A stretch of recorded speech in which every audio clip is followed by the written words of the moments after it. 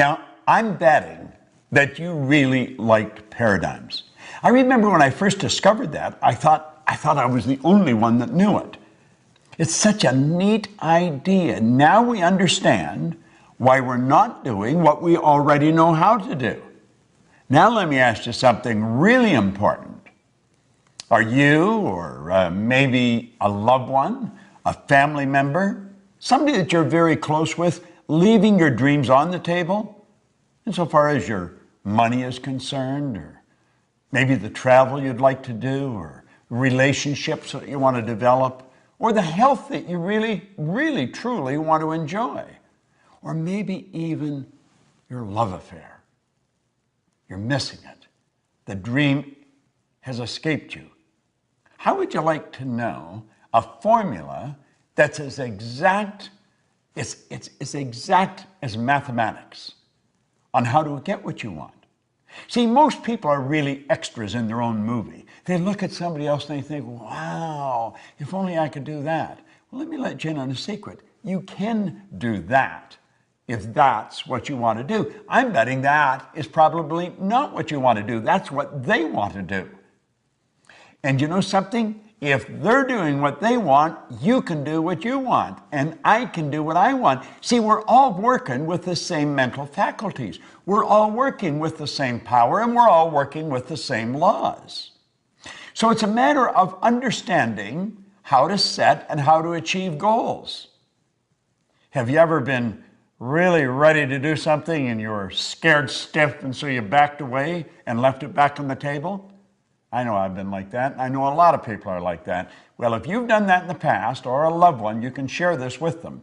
And I would suggest that you do invite some friends in and share this with them, and then sit around as a group and openly and very transparently discuss these hang-ups that we've got, because we've all got them. You're not the only one with them. Now let's stop and think about goals. You know, Thoreau was quite a guy. He said, if a person will advance confidently in the direction of their dream and just endeavor, in other words, you only have to give it your best shot, endeavor to live the life that you've imagined.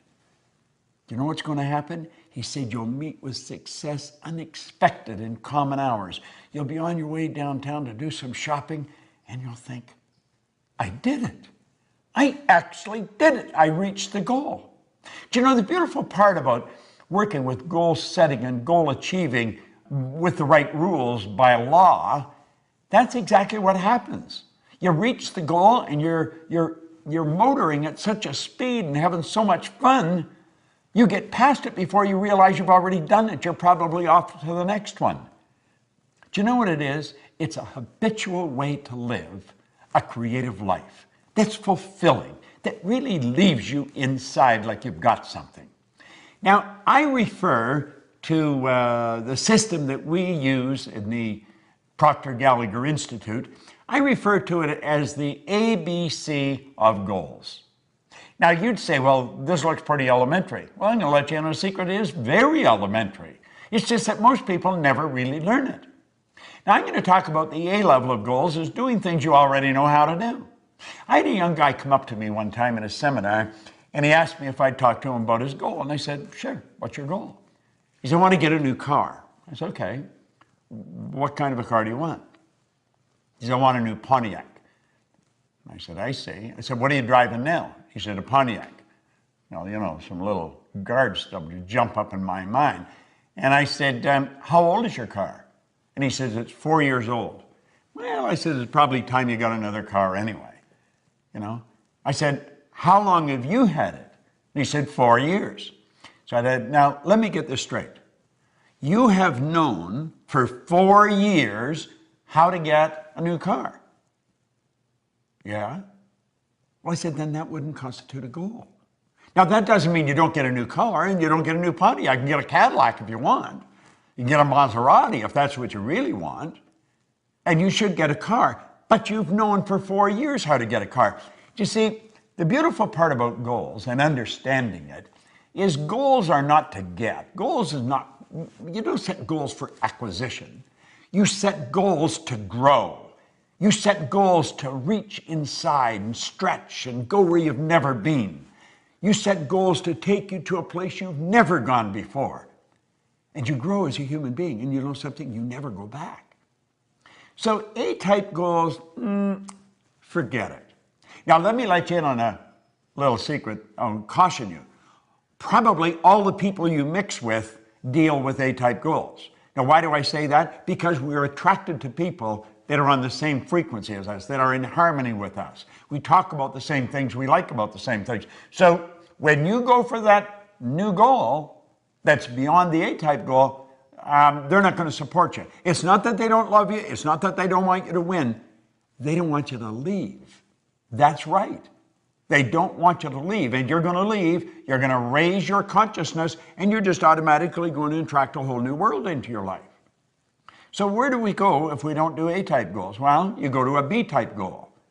Now, many of the people that really think they're shooters, they're really making it happen, they're going after B-type goals, and this really doesn't cut it. It really doesn't cut it. You know how I said in paradigms you got all this knowledge, but you're not using it? Well, that's true in the B-type goals too. See, the person that's after the B-type goal, they pay attention to what's going on in their life. They know how much money they've got in the bank. They know how much is coming in. And they're pretty accurate when they survey their world. I'm talking about their material world and their social world of, him and her and it and them, the people that they could go to for support. And they've got to have a plan. The plan has to be right on the money. Now, they think if this happened, and if that happened, and if she did this, and he did that, and if that money come in like I want it to come in, if all these things happened, then I could do that. And so reluctantly, we say, that's the goal. And you'd say, well, is that really the right goal? No. Why not? Well, because you see, you already see how it's going to happen. So in that respect, it's much like an A-type goal. You got to stretch a little bit, but you know if everything falls in place. Now I'm going to tell you something else. There's no inspiration in a B-type goal, and you're going to have to be inspired. But you don't get inspired going after a B-type goal, and your old buddies, the A-type people that you're always with, they're not going to support you because they don't want you to leave. So we got no support, and we've got no inspiration. Now what's the next? The next is a C-type goal. See, the C-type goal, that's what I really want. When you sit and you daydream, you may have a couple of drinks in your mind, whoo, and you're off on a trip somewhere. If only we could do that, if only we could do. And you're fantasizing. But you see, there's a problem with fantasizing. You have been told you don't fantasize. That's not being realistic. It's totally illogical to think that you could do that. Well, that's pretty interesting, It really is pretty interesting. Because if you go back and you study in history and you take a look at the people that have really made their mark, they've been ordinary Johns and Marys who have done something that changed the entire world. Now, you'll often hear people say, well, one person can't change the world. I'm going to tell you something. One person changed my world. And I'll lay you odds, you get locked into this and you share it, and they're going to say you've changed their world. See, we've got to be able to get beyond that barrier of logic. We've got to break through that paradigm. That line that separates us from what we want? It's a paradigm. That's all it is. Do you think the Wright brothers were being logical? Do you think they were being realistic? They weren't scientists. They weren't aeronautical engineers. They were bicycle mechanics in Dayton, Ohio. But they were going to fly. Now, even their daddy was a bishop in a church.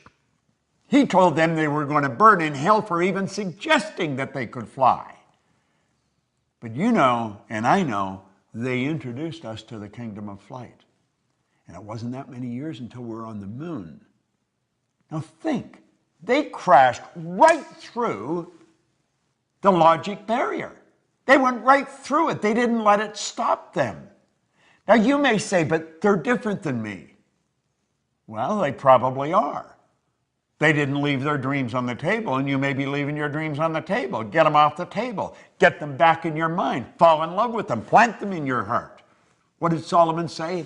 As a person thinketh in their heart. You've got to get emotionally involved with this.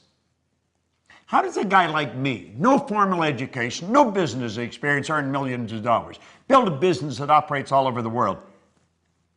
I do it because I don't let logic stop me. I'm not afraid of losing. Now think, what do you really want? Go lay under a tree somewhere. Don't even talk to anybody. Let your mind wander. Let it take off. Go to the land of imagination. Think about it. Let your mind wander. Go right through the terror barrier that we call logic. I'm going to teach you something about the terror barrier later, but I want you to stop and think of what you want. I had the very good fortune of working with Sir Edmund Hillary. Now, you might not even know who he is, although he hasn't been gone very long. He is the guy that was the first person to stand on top of the world. He was the very first man to stand on the top of Mount Everest, along with Tenzing Norgay, his Sherpa guide. So you know the beautiful thing about them, this little side deal, neither one of them would say who got there first. Tenzing Norgay didn't say. Edmund Hillary didn't say. But they were the first, Hillary and his Sherpa guide. Now, Ed Hillary was a beekeeper from New Zealand. He was a beekeeper down in Auckland, New Zealand. Where did he get the idea that he could do something that has never been done before? People died. There's people encased in ice up there. They're never coming down. They've tried to do this. They've been trying to do this for centuries. Just like the Wright brothers, there's people trying to fly for centuries. But you know the strange thing about it? Ed Hillary went up there in 1951, he failed. He went back in 52, he failed. Now there's people around him saying, you've got to be out of your mind going back there. You're going to kill yourself. But in 1953, he stood on top of the world.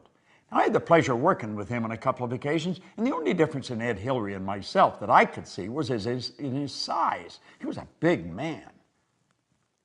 You say, but I'm not like Hillary and I'm not like the Wright brothers. You're exactly like them. You're exactly like them.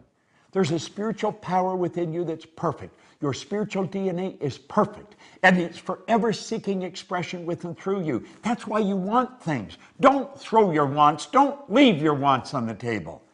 For goodness sake, take a run at it. Go sit down at that table. Get a pad and a pen out and start thinking, what do I really want?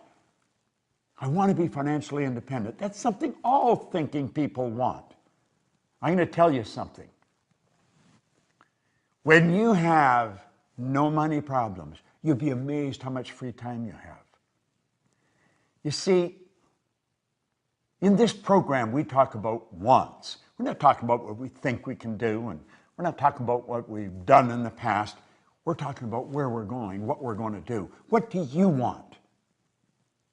I guarantee you, if you can describe it, if you can see it in your head, you can hold it in your hand. That's exactly the way it works. Napoleon Hill, my mentor, he said, anything the mind can conceive and believe, it can achieve. Now, you may not believe you can. I guarantee you stick with us and you keep studying what I'm sharing with you, and you'll change your beliefs. See, I found out that was one of the keys in my success. I changed my belief. See, our belief system is based upon our evaluation of something. And frequently, if we reevaluate a situation, our belief about that situation will change. There's a 3-step process for goals, goal setting and achieving. It's fantasy, theory, fact. You've got to build the fantasy. And it's okay to say, but it's just a fantasy. That's where everything starts. That's where your clothes started. You probably have synthetic fibers on. We didn't always know how to do that. The building you're in, the air conditioning, the heating system, your cell phone, your computer. The fact that I can shoot this here and you can sit there and watch it. We weren't always able to do this. Somebody fantasized. And then they turned their fantasy into a theory. See, they went from using their imagination and they began to use their reasoning factor, and they started to add thoughts to it. And they started to bring it together. And they started to give it some serious thought. It's like Hillary said, I bet I can get to the top of that mountain. Everybody's saying they're crazy. But they didn't know what he could see. He could see what they couldn't see. The Wright brothers. One was saying to the other, I see it, brother, I see it, I see us up there. And when they got up, they were only up for 14 seconds. And somebody said, yeah, but their first flight was only 14 seconds. And they said, we not only got up there, but we stayed up there for 14 seconds. See the difference in perception, in attitude? Don't listen to anybody else. The only person you want to listen to is somebody that's accomplished more than yourself and know that they're no better than you. Listen to them. Do what they tell you. I know how to win. If you can build the fantasy and you can turn it into theory, I guarantee you it'll turn into a fact. You hold the idea in your mind and it must manifest in form. That is an absolute law. The wealthiest man in the world in 1908 really started this movement that we are talking about today. Andrew Carnegie told Napoleon Hill, he said, any idea that is held in the mind, that's emphasized, that you fall in love with, that's either feared or revered, will begin at once to clothe itself in the most convenient and appropriate form available. Now, I want to share something that a lady come up on an airplane and give to me. She said, your materials really helped me. I want to give you something that's helped me, and it'll probably help you. It's a wonderful quote, and no one gets credit for it. Said, blessed are the humans who look for unseen things that are intuitive, but not yet accepted into the reality of life. The intuitive is the feeling part of you, the part that can see something nobody else can see. You see it in your mind. It's never been accepted into the reality of life by you or any of your friends or relatives or loved ones. But you can see it. You wouldn't be able to see it if you couldn't get it. Blessed are the humans who look for unseen things that are intuitive but not yet accepted into the reality of life. Now listen to what he says. They will be rewarded with knowledge and wisdom and will become the forerunners of the newest sciences on the planet. Do you know something? There has been over 1,000 people go up Mount Everest since Ed Hillary did. I get on a plane now to fly to the other side of the world, and I go to bed. That's right. I go to bed. They've even got a bed, and they give me a duvet to cover myself. And they ask me if I'd like breakfast when I wake up. God bless the Wright brothers. God bless Ed Hillary. They're no different than you or me. Don't let the fact that you don't know how to do it set the goal. In fact, if you know how to do it, it's probably no good. It's got to scare and excite you at the same time. Now, I want you to go and sit down at that table. And you pick up those dreams that you've left sitting there for a while. And you say, no more. I'm alive, I'm awake, and I'm on the move, baby. There may be no one that understands, but I understand. And you write out your goal in the present tense. I am so happy and grateful. Now that, and describe it. Don't let it slip through your fingers. Don't leave it on the table. Claim it. It's yours.